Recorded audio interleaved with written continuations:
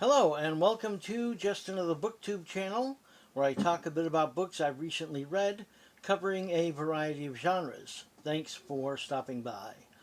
Today I'm going to talk a little about a quasi-horror book I've just finished, The King in Yellow by Robert W. Chambers, published in 1895 and is 316 pages long.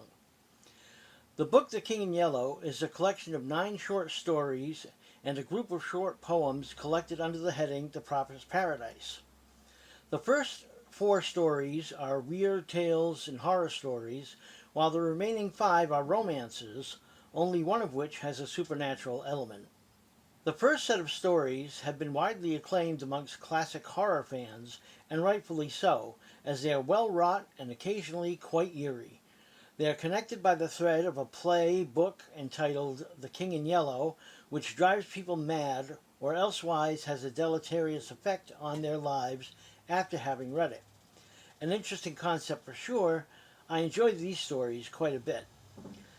The short selection of poetry, The Prophet's Paradise, is fairly good. I could definitely feel the influence of Poe in them, but in my opinion, Poe's poetry was certainly much more effective and definitely more chilling.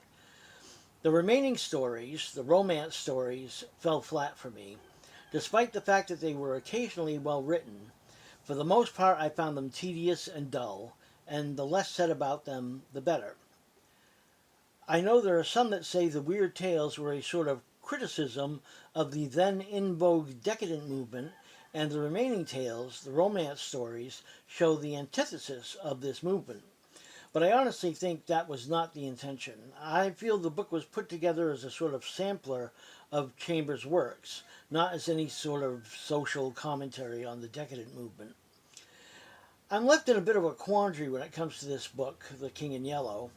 On the one hand, as far as the first 4 stories are concerned, they are very good, and I feel that anyone interested in weird or strange fiction may well want to give them a read. On the other hand, as for the book as a whole, I cannot recommend it, as I didn't care for nearly half of its content. The book certainly doesn't live up to the hype, which mainly comes from the horror tales in the book. Many of the readers of The King in Yellow base their adoration of this book on the mythos surrounding the Yellow King, which has been furthered by some authors, as well as the television show True Detective. If you want to read The King in Yellow without the banal romance stories, I would suggest instead getting The Yellow Sign and Other Stories, published by Call of Cthulhu Fiction in 2004. I have recently obtained a copy and may possibly read it sometime this year.